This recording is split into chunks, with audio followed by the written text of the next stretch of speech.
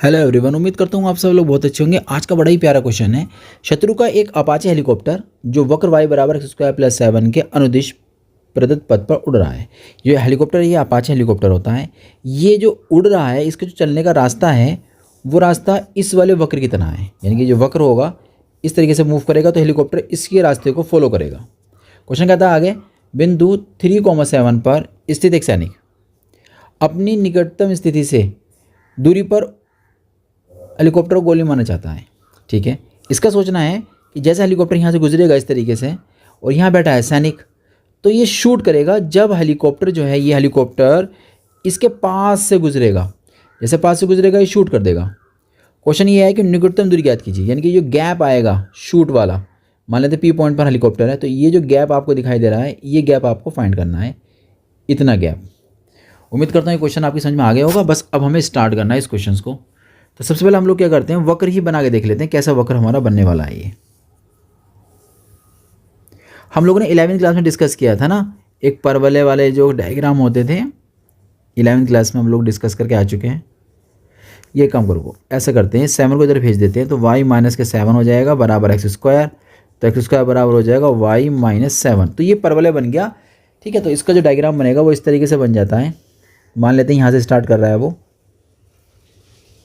और ऐसे जाएगा, ये उसका जो मार्ग हो जाएगा डॉट डॉट डॉट डॉट। ये जो हेलीकॉप्टर है इसी मार्ग को फॉलो करेगा। अब क्वेश्चन के अकॉर्डिंग अगर हम बात करें और डायग्राम देखें तो भैया ये वाला पॉइंट क्या होगा, ये पॉइंट वो होगा जब वक्र पे x का मान 0 हो जाएगा, है ना। जैसे मैं x का मान 0 लूँगा तो y का मान कितना हो जाएगा, y बराबर 7 हो जाएगा। तो y का मान 7 यानी कि 0,7, ये वो पॉइंट है जहाँ पर वो y एक्सिस पे था। बात समझ में आ गई यहाँ तक। अब क्वेश्चन के अकॉर्डिंग हमारा सैनिक कहाँ पर है, 3,7, 3 मतलब x में 3 और y में 7। तो यहाँ से ऐसे करते हैं, थोड़ा सा हम लोग dot dot dot dot dot करके ले जाते हैं ताकि हमें पता रहे। मान लेते हैं चलो सैनिक हमारे यहाँ पर है, ये हमारा सैनिक है। सॉरी ये मेरा रफ हो गया। तो मान लेते हैं सैनिक हमारा यहाँ पर है, ये सैनिक रहा। तो सैनिक किस को बोलते हैं एस। जो पॉइंट है ये 3,7 होगा, यानी कि x पर चली गई डिस्टेंस कितनी होगी 3 और y पर चली गई डिस्टेंस कितनी है ये 7। ठीक है, इतना बात समझ में आ गई आपके। अब जब वो अपाचे जो हेलीकॉप्टर है हमारा, जब इस रास्ते को फॉलो करता हुआ गुजरेगा, जैसे ही वो सैनिक के करीब आएगा सैनिक फ़ौरन उसको शूट कर देगा, उस पर फ़ौरन अटैक कर देगा। तो मान लेते हैं कि जो हेलीकॉप्टर था इस पॉइंट पर आया था, तब सैनिक ने शूट कर दिया उसको। तो हेलीकॉप्टर की पोजीशन क्या थी, मान लेते हैं पी पॉइंट पर था और इस पर जो उसकी वैल्यू थी x, y थी। बात समझ में आ गई आपकी। अब क्वेश्चन के अकॉर्डिंग अगर हम बात करें तो क्वेश्चन ये कहता है निकटतम दूरी बताइए। क्वेश्चन ने साफ साफ कह दिया कि भैया ऐसा निकटतम दूरी आप हमें बता दीजिए वो क्या होगी। तो अगर हम बात करें निकटतम दूरी की, तो वो ये जो गैप आप में दिखाई दे रहा है ना, ये वाला गैप, ये सैनिक है, ये हेलीकॉप्टर है और बीच की जो डिस्टेंस है ये हमारी सबसे छोटी दूरी है। इसी को हमें क्या करना है, फाइंड करना है। तो इसका कोई सिंबल ले लेते हैं अपने पास से, PS या ऐसे रहने देते हैं और इसको सॉल्व करने की कोशिश करेंगे। जितनी बातें आपको यहाँ दिख रही हैं वो पहले आप नोट कर दीजिए किस तरीके से आपको दिखाई दे रहा है, इसको दिखाने की ज़रूरत नहीं है। बात समझ में आ रही है। ये सिर्फ मैंने आपको समझाने के लिए दिखाया था किस तरीके से अपाचे हेलीकॉप्टर होते हैं। शुरू करें क्वेश्चन। सबसे पहले हमारा सैनिक कहाँ पर है, S पॉइंट पर लिख देते हैं हम। माना सैनिक किस बिंदु पर है भैया, बिंदु S पर है जो 3,7 पर है ना। सैनिक बिंदु S पर स्थित है। चलो ठीक है, लिखने के भी नंबर मिलते हैं, स्टेप मार्किंग है भैया, इसलिए लिखना भी ज़रूरी है। अब क्या लिखेंगे, जब हेलीकॉप्टर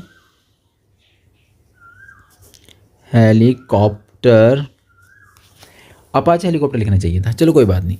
हेलीकॉप्टर वक्र y बराबर एक्स स्क्वायर प्लस 7 के कौन से बिंदु पर, बिंदु P पर ना, 7 के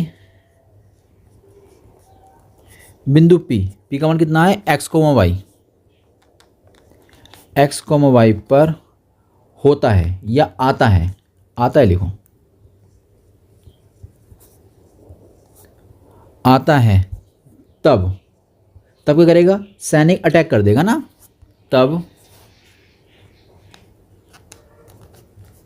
सैनिक गोली, अटैक मतलब गोली मारता है। बात समझ में आ गई है? जितना हमें दिख रहा था डायग्राम में उतना हमने यहाँ लिख दिया है। तो बस अब सैनिक हमारा एस पर है और हेलीकॉप्टर पी पर है, तो डिस्टेंस कितनी हो जाएगी बीच की? पी एस ना। तो बस इतनी सी बात लिख देते हैं। क्या नाम है उसका?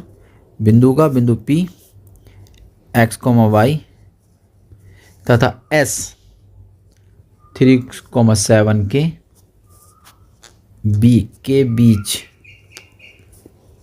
की दूरी। इस दूरी का नाम कुछ रख देते हैं, चलिए हम लोग रख देते हैं इसका नाम डी, कैपिटल डी। डी का मतलब डिस्टेंस, डी रख देते हैं चलिए डिस्टेंस को, ठीक है। अब देखते हैं आगे क्या होगा।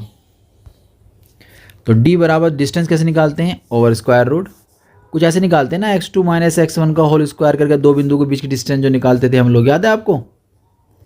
तो ऐसे ही निकाल देंगे हम लोग, ईजी निकल जाएगा।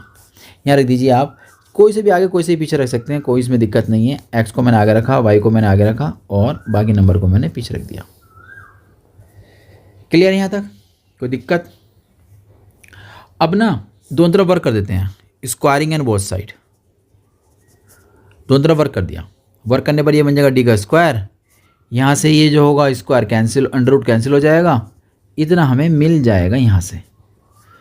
अच्छा एक बात और, वक्र से एक बात और लिखते हैं, वक्र से y का मान दे रखा है ना वक्र ने, देखो y का मान क्या दे रखा है? y बराबर दे रखा है ना, ये y बराबर एक्स स्क्वायर प्लस 7, तो एक्स स्क्वायर प्लस 7 यहाँ हम पुट कर देते हैं।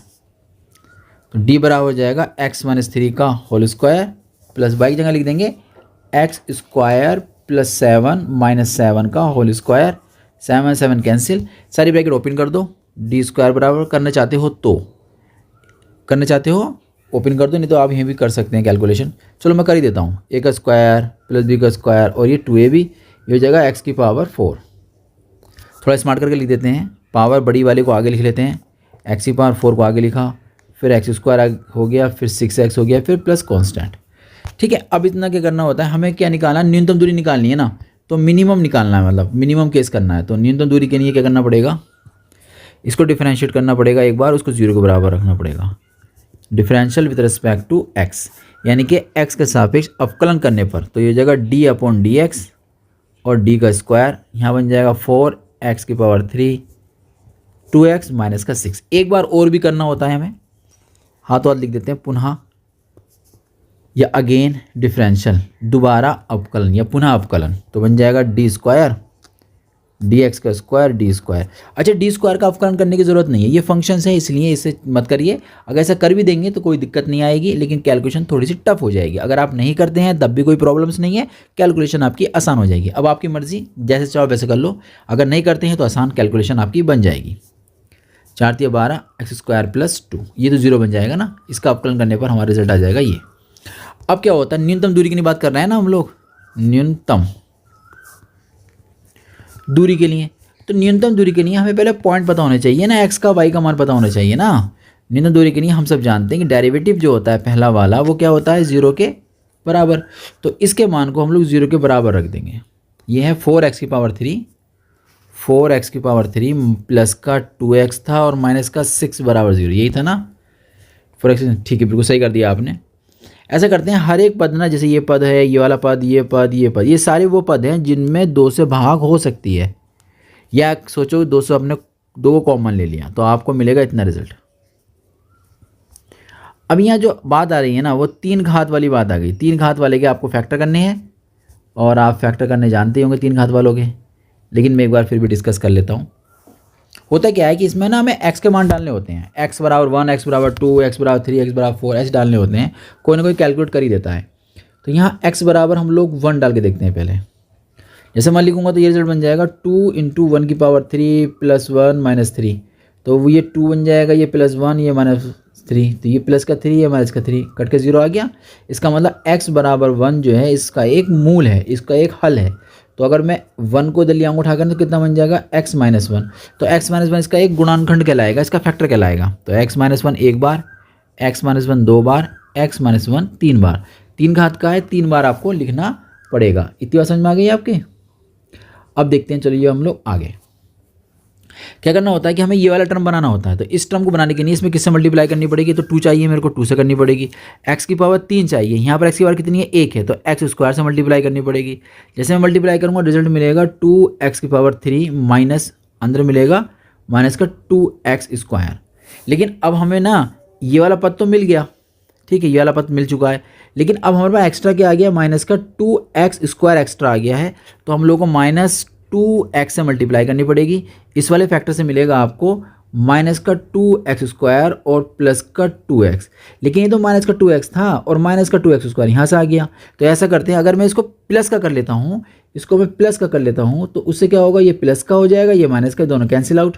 अब आपको कितना मिल चुका है, माइनस का 2x मिल चुका है, लेकिन आपको कितना चाहिए था, प्लस का 1x चाहिए था। तो 3 है ना, और आप ऐसे करो 3 से मल्टीप्लाई कर दो।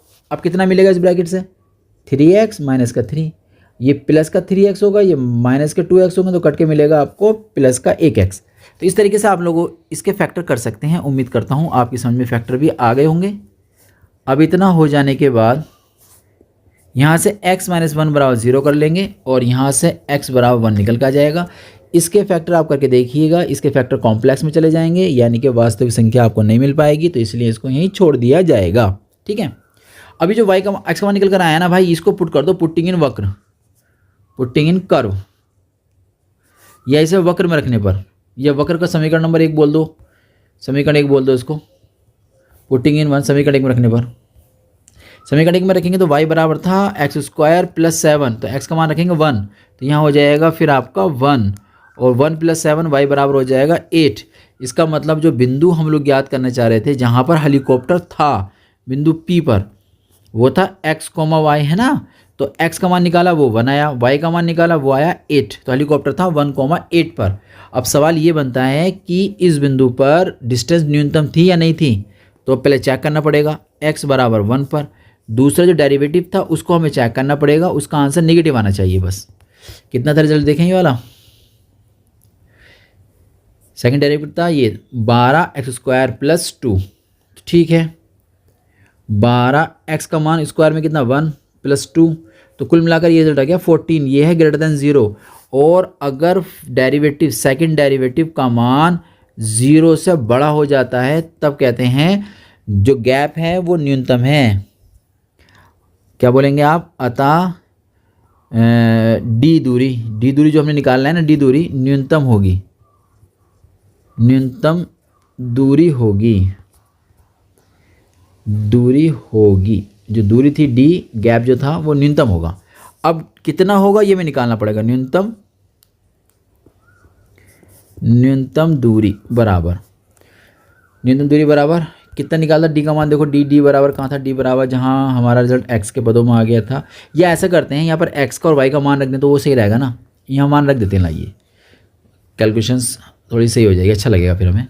अंडर रूट x माइनस यानी कि 1 माइनस 3 का होल स्क्वायर हो जाएगा, प्लस और y का मान आया था 8 माइनस 7 का होल स्क्वायर। मैंने क्या काम करा पता है, एक्स वाई के जो भी मान निकल कर आए थे वो मैंने इस वाली समीकरण में रख दिए। एक्स का मान आया था 1, वाई का मान आया था 8, दोनों को पुट कर दिया यहाँ पर और कैलकुलेट कर लूँगा कितना रिजल्ट आएगा, देखते हैं।